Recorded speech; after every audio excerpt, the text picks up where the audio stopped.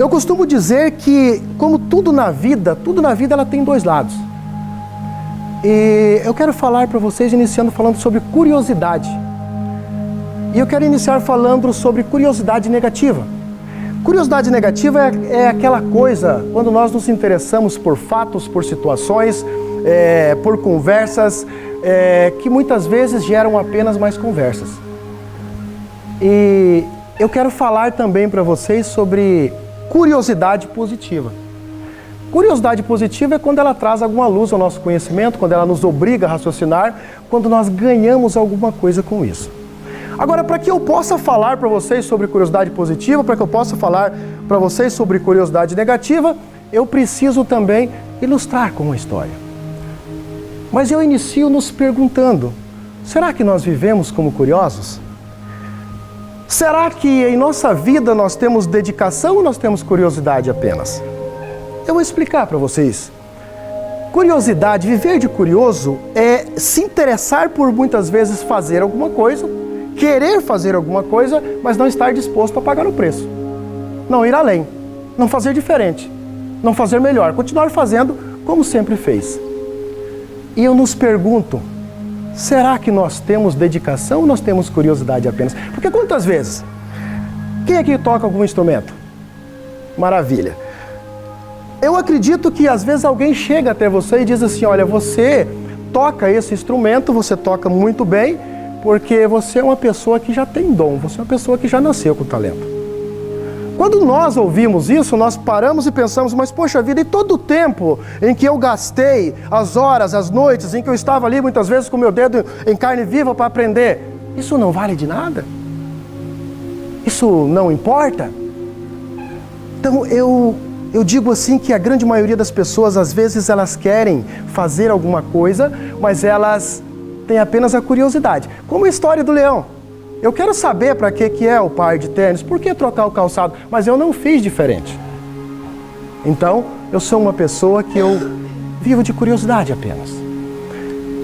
E eu quero dar um exemplo de uma história prática para vocês, de uma curiosidade positiva. E essa história ela vem mais ou menos no ano de 1881, na cidade de Málaga, na Espanha. Uma senhora dava luz. E a criança, ao nascer, essa criança ela não esboça nenhuma reação, ela não se mexe, ela não grita. E em uma sala ao lado, um senhor fumava um charuto. E quando ele percebe essa cena, ele entra então na sala e assopra no nariz dessa criança a fumaça do seu charuto. Essa criança então se engasga, essa criança tosse e a vida se faz presente. Os anos passam. Essa criança agora, um menino. E esse menino na escola, ele tem dificuldade de aprendizado, ele não consegue aprender a ler, a escrever, fazer contas para ele é algo praticamente impossível. Mas nessa escola tem um professor de uma curiosidade positiva. E esse professor, ele diz, olha, eu vou conseguir ensinar esse menino a aprender a ler, a escrever, através de desenhos. E ele começa a ensinar, e esse menino começa a tomar gosto pelo desenho, pela pintura, e ele aproveita o seu pai, que é um pintor de pombas, e ele pinta então o seu primeiro quadro. Um quadro chamado da Primeira Comunhão, quadro bonito, mas que não tem grande relevância. Ele pinta em seguida o seu segundo quadro, que também não tem grande aceitação.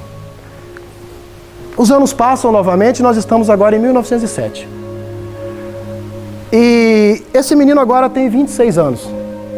E esse menino agora, então, ele pinta uma obra conhecida como Les Demoiselles d'Avignon, As Damas de Avignon.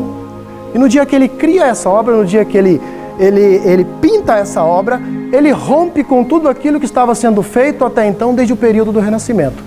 Aonde o artista se preocupava com fundo, com o belo, em passar para a obra exatamente aquilo que ele estava vendo. E esse artista, ele diz, não, eu quero fazer algo diferente, eu quero dar ouvido à minha curiosidade positiva, eu quero fazer algo diferente.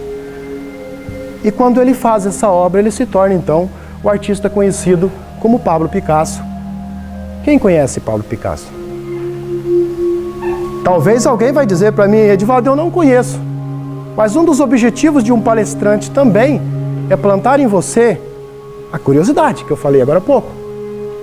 Porque eu tenho certeza que talvez você vai gostar da história e você vai um pouquinho além. Eu quero pesquisar, eu quero saber quem foi. Você vai agregar um pouquinho mais de conhecimento à sua vida. Então Pablo Picasso, quando ele pinta essa obra, ele se torna um artista que nós conhecemos, e a história ela não nos conta se ele aprendeu a ler, se ele aprendeu a escrever. Porém, quando nós observamos as suas obras, nós percebemos uma perfeita sincronia matemática. Nós podemos dizer que ele não teve grandes dificuldades no seu aprendizado. O que é que nós aprendemos com essa história? Que muitas vezes nós desistimos muito fácil das pessoas.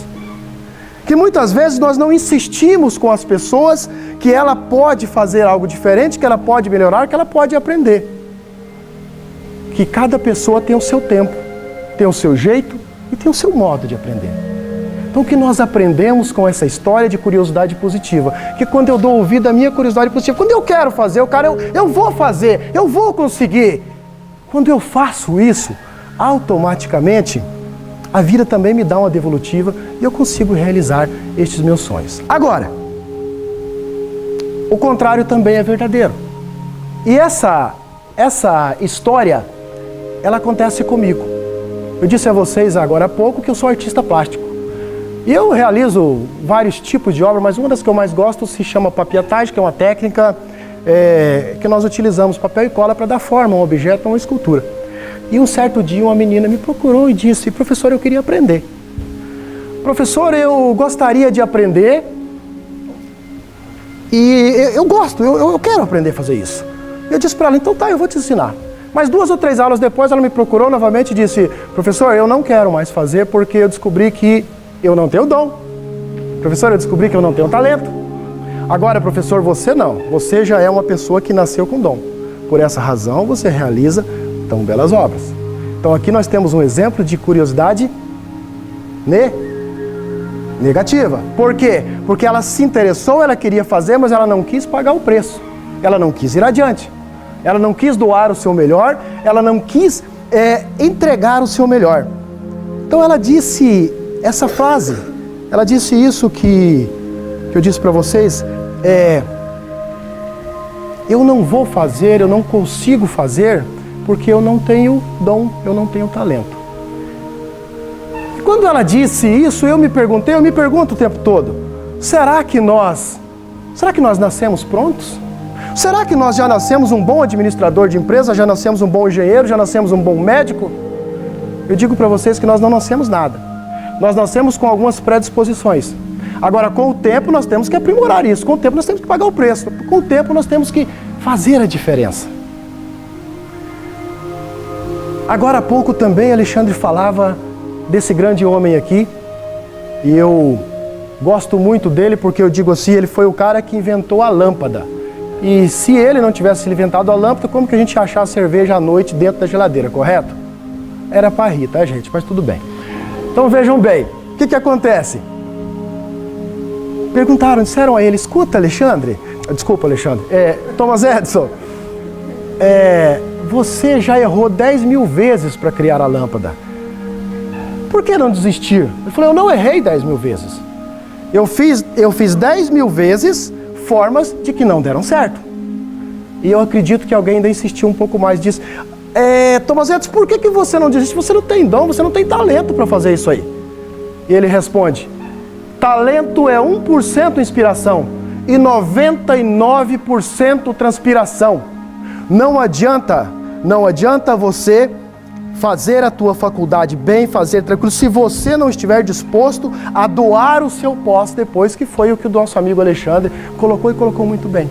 E isso é disposto a pagar o preço, é disposto a fazer a diferença. Porque dom, gente, talento, ele pode ser talvez 1%. Mas o resto ele precisa ser transpiração. Mas às vezes você vai dizer para mim também: cara, eu tenho transpiração, eu faço o meu melhor, eu vou para cima, eu faço a diferença, mas as coisas não têm dado certo para mim. E eu vou falar para você, talvez porque a gente tem feito na vida as coisas mais ou menos. Você sabe o que é você fazer mais ou menos? É aquela coisa, até o Mateus colocou isso muito bem ontem, é aquela coisa de você dizer assim: todo mundo sempre fez assim e deu certo, eu vou continuar fazendo assim. Não fazer diferente, não fazer melhor. Padre Fábio de Mello, ele nos fala sobre ser gente mais ou menos. Gente mais ou menos são aquelas pessoas que às vezes nós encontramos na rua no final de semana, talvez até na faculdade, acredito que não tenha nenhum sentado ao seu lado, e você pergunta para ele como que está a sua vida e o seu trabalho. Ele diz, olha, se ele tivesse um lugar para se escorar, um lugar para sentar, ele dizia, olha, está tudo mais ou menos, o meu trabalho está mais ou menos, a minha vida está mais ou menos, tudo está mais ou menos. É uma pessoa que vive mais ou menos. É uma pessoa que, como disse agora há pouco o Alexandre, que ele falava de mediocridade, é uma pessoa que tudo que ela faz para ser uma nota 7, para ser uma pessoa mais ou menos. E tem um poema, inclusive, de Chico Xavier, que ele vai um pouco além, eu quero compartilhar com vocês, e ele fala assim, eu posso morar em uma rua mais ou menos, eu posso morar em uma casa mais ou menos, eu posso ter um governo mais ou menos, eu posso comer um feijão mais ou menos, eu posso dormir em uma cama mais ou menos. Até aí tudo bem. Mas eu não posso amar mais ou menos. Eu não posso ser amigo mais ou menos. Eu não posso viver mais ou menos. Quantos amores nós perdemos por nos doarmos mais ou menos? Quantos amores nos perdem por nos doar mais ou menos? Então, se talvez as coisas não tenham dado certo, exatamente como você quer, porque talvez você tenha feito mais ou menos. Talvez você tenha feito de qualquer jeito. Quando nós nos doamos, nós nos entregamos, nós descobrimos, na grande maioria das vezes, a nossa missão. Qual é a nossa missão? Qual é o meu projeto de vida? O que eu quero para mim?